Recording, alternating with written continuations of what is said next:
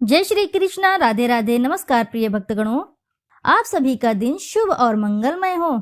स्वागत है आप सभी का आपके अपने चैनल ज्ञानार्थ में। श्रोताओं, पिछले अध्याय में आपने रसपान किया में भगवत कथा और भगवत भक्ति का महात्म्य। अब हम रसपान करेंगे श्रोताओं प्रथम स्कंद का 3रा अध्याय, जिसमें भगवान के अवतारों का वर्णन है। श्री सूत जी कहते हैं, सृष्टि के आदि में भगवान ने लोकों के निर्माण की इच्छा की। इच्छा होते ही उन्होंने महत्त्व आदि से निष्पन्न पुरुष रूप ग्रहण किया। उसमें 10 इंद्रियां, 1 मन और 5 भूत, ये 16 कलाएं थी।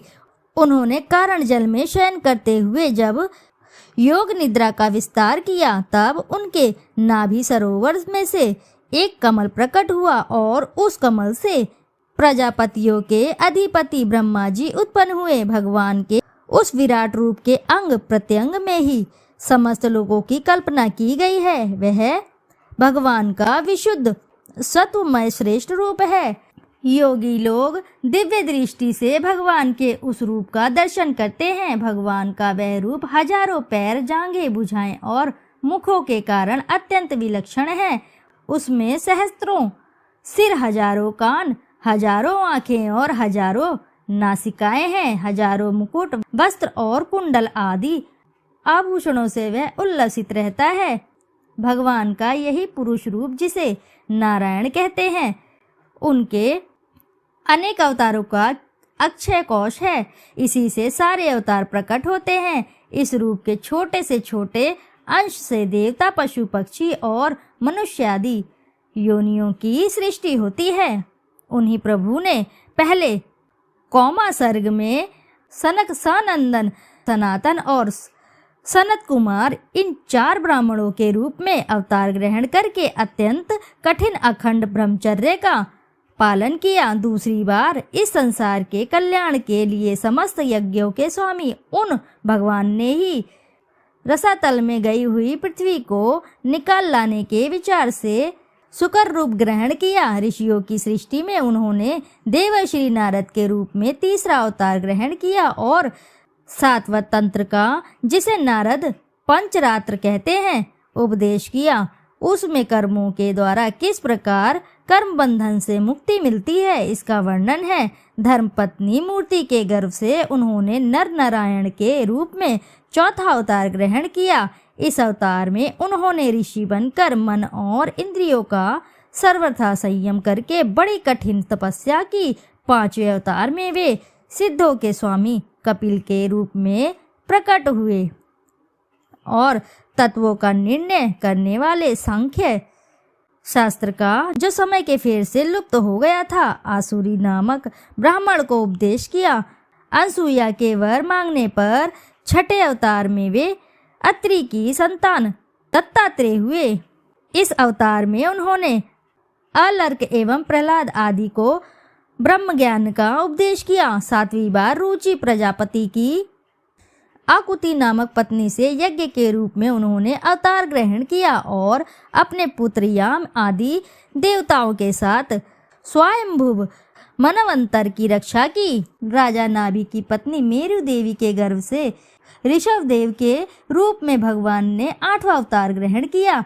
इस रूप में उन्होंने परमहंसों का वह मार्ग, जो सभी आश्रमियों के लिए वंदनीय है, दिखाया। ऋषियों की प्रार्थना से 9वीं बार वे राजा पृथु के रूप में अवतीर्ण हुए। शौनक आदि ऋषियों, इस अवतार में उन्होंने पृथ्वी से समस्त औषधियों का दोहन किया था। इससे वह अवतार सबके लिए बड़ा ही कल्याणकारी हुआ। छाछुप मनवंतर के अंत में जब सारी त्रिलोकी समुद्र में डूब रही थी, तब उन्होंने मत्स्य के रूप में 10वां अवतार ग्रहण किया और पृथ्वी रूपी नौका पर बैठकर अगले मनवंतर के अधिपति वैवस्वत मुनि की रक्षा की। जिस समय देवता और दैत्य समुद्र मंथन कर रहे थे, उस समय 11वां अवतार धारण करके कच्छप रूप से भगवान ने मंदराचल को अपनी पीठ पर धारण किया। 12वीं बार धन्वंतरी के रूप में अमृत लेकर समुद्र से प्रकट हुए और 13वीं बार मोहिनी रूप धारण करके दैत्य को मोहित करते हुए देवताओं को अमृत पिलाया। 14वें अवतार में उन्होंने नरसिंह रूप धारण किया और अत्यंत बलवान दैत्यराज हिरण्यकशिपु की छाती अपने नखों से अनायास इस प्रकार फाड़ डाली जैसे चटाई बनाने वाला सीक को चीर डालता है। 15वीं बार वामन का रूप धारण करके भगवान दैत्यराज बलि के यज्ञ में गए। वे चाहते तो थे त्रिलोकी का राज्य, परंतु मांगी उन्होंने केवल 3 पग पृथ्वी। 16वें परशुराम अवतार में जब उन्होंने देखा कि राजा लोग ब्राह्मणों के द्रोही हो गए हैं, तब क्रोधित होकर उन्होंने पृथ्वी को 21 बार क्षत्रियों से शून्य कर दिया। इसके बाद 17वें अवतार में सत्यवती के गर्भ से पराशर जी के द्वारा वे व्यास के रूप में अवतीर्ण हुए। उस समय लोगों की समझ और धारण शक्ति कम देखकर आपने वेद रूप वृक्ष की कई शाखाएं बना दी। 18वीं बार देवताओं का कार्य संपन्न करने की इच्छा से उन्होंने राजा के रूप में राम अवतार ग्रहण किया और सेतु बंधन, रावण वध आदि वीरतापूर्ण बहुत सी लीलाएं की। 19वें और 20वें अवतार में उन्होंने यदुवंशों में बलराम और श्री कृष्ण के नाम से प्रकट होकर पृथ्वी का भार उतारा। उसके बाद कलयुग आ जाने पर मगध देश बिहार में देवताओं के द्वेषी दैत्य को मोहित करने के लिए अजन के पुत्र रूप में आपका बुद्ध अवतार होगा। इसके भी बहुत पीछे जब कलयुग का अंत समीप होगा और राजलोक प्राय लुटेरे हो जाएंगे, तब जगत के रक्षक भगवान विष्णु यश नामक ब्राह्मण के घर कल्कि रूप में अवतीर्ण होंगे। शौनक आदि ऋषियों जैसे अगाध सरोवर से हजारों छोटे छोटे नाले निकलते हैं, वैसे ही सत्वनिधि भगवान श्री हरि के असंख्य अवतार हुआ करते हैं। ऋषि मुनु देवता प्रजापति मुनु पुत्र और जितने भी महान शक्तिशाली हैं, वे सब के सब भगवान के ही अंश हैं। ये सब अवतार तो भगवान के अंश अवतार तथा कला अवतार हैं, परंतु भगवान श्री कृष्ण तो स्वयं भगवान अवतारी ही हैं। जब लोग दैत्यों के अत्याचार से व्याकुल हो उठते हैं, तब युग युग में अनेक रूप धारण करके भगवान उनकी रक्षा करते हैं। भगवान के दिव्य जन्मों की यह कथा अत्यंत गोपनीय रहस्यमयी है। जो मनुष्य एकाग्रचित्त से नियम पूर्वक सायकाल और प्रातःकाल प्रेम से इसका पाठ करता है, वह सब दुखों से छूट जाता है। प्राकृतिक स्वरूप रहित चिन्मय भगवान का जो यह स्थूल जगदाकार रूप है, यह उनकी माया के महत्वादी गुणों से भगवान में ही कल्पित है।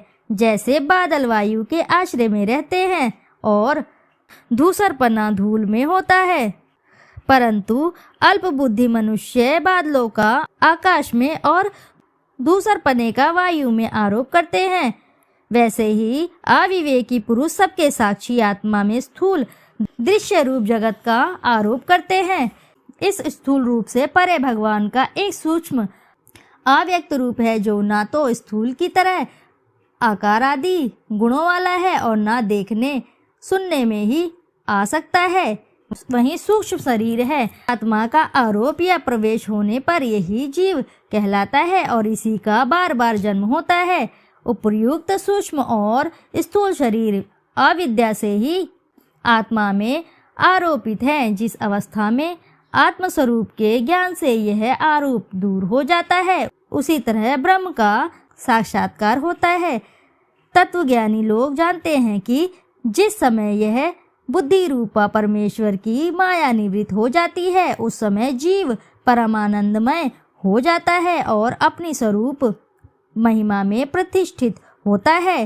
वास्तव में जिनके जन्म नहीं है और कर्म भी नहीं है, उन हृदयेश्वर भगवान के अप्राकृतिक जन्म और कर्मों का तत्वज्ञानी लोग इसी प्रकार वर्णन करते हैं, क्योंकि उनके जन्म और कर्म वेदों के अत्यंत गोपनीय रहस्य हैं। भगवान की लीला अमोघ है, वे लीला से ही इस संसार का सृजन पालन और संहार करते हैं, किंतु इसमें आसक्त नहीं होते।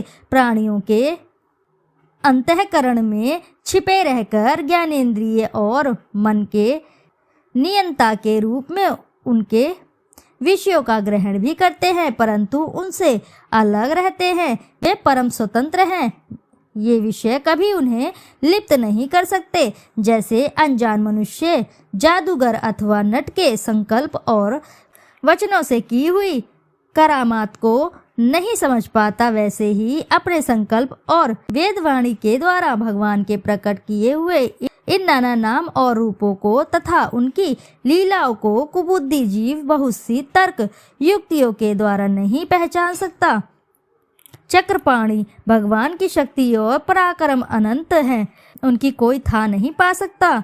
वे सारे जगत के निर्माता होने पर भी उससे सर्वथा परे हैं। उनके स्वरूपों अथवा उनकी लीला के रहस्य को वही जान सकता है जो नित्य ही निरंतर निष्कपट भाव से उनके चरण कमलों की दिव्य गंध का सेवन करता है, सेवा भाव से उनके चरणों का चिंतन करता रहता है।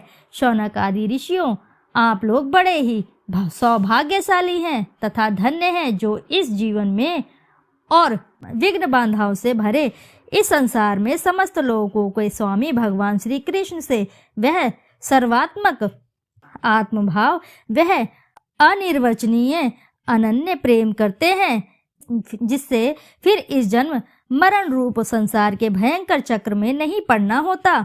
भगवान वेद व्यास ने यह वेदों के समान भगवत चरित्र से परिपूर्ण भागवत नामक पुराण बनाया है। उन्होंने इस श्लाघनीय, कल्याणकारी और महान पुराण को लोगों के परम कल्याण के लिए अपने आत्मज्ञानी शिरोमणि पुत्र को ग्रहण कराया, इसमें सारे वेद और इतिहासों का सार संग्रह किया गया है। सुखदेव जी ने राजा परीक्षित को यह सुनाया।